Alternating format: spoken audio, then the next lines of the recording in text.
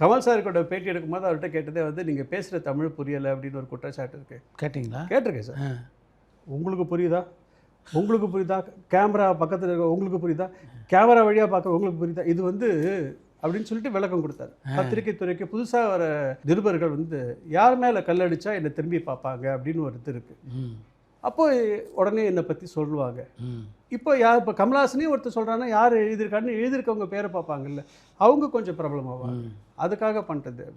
So இது மாதிரி விஷயங்கள் எல்லாமே நான் கேட்பேன். இவர்கிட்ட சரத்குமார் சார்கிட்ட கம்பீரம் படம் ஷூட்டிங் நடந்துட்டு இருக்கும்போது நினைக்கிறேன். அப்போது போலீஸ் அவர் சொல்கிறார், அவர் பேசிகிட்டே நான் நடந்துகிட்டே போகிறோம். நான் எது பண்ணாலும் பர்ஃபெக்டாக இருக்கணும்னு நினைக்கிறேன் பாஸ். அப்படியா சார்? ஆமாம் பாஸ். ஏன்னா நம்ம பண்ண பர்ஃபெக்டாக இருக்கணும் பாஸ். சார் அப்போ நீங்கள் பர்ஃபெக்டாக இருக்கணும்னு சொல்கிறீங்களா சார்? இப்படியே தான் சார் கேட்டேன்.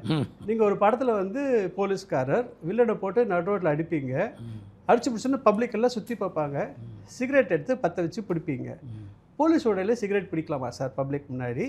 அடே வர சைலண்ட்டாக 2 பேரும் எப்படி அப்படின்னு இப்படியே தான் சார் கேட்டேன். அது எப்படி அப்படின்னு கேட்டுட்டு நானும் நடக்கிறேன், அவரும் நடக்கிறேன். சைலண்ட்டாக ஒரு ஃபியூ செகண்ட்ஸ் நடக்கும். எனக்கு அதோட வின். ஒரு இன்டர்வியூவராக எனக்கு அதுதான் சக்ஸஸ்.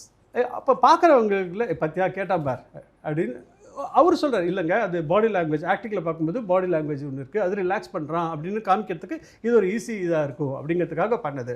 சரி ஓகே, அந்த மாதிரி விஷயங்கள் எல்லாம் வரும் அப்படிங்கிறதுனால இருக்கும். இது மாதிரி எல்லார்கிட்டையும் நான் கேட்டிருக்கேன்.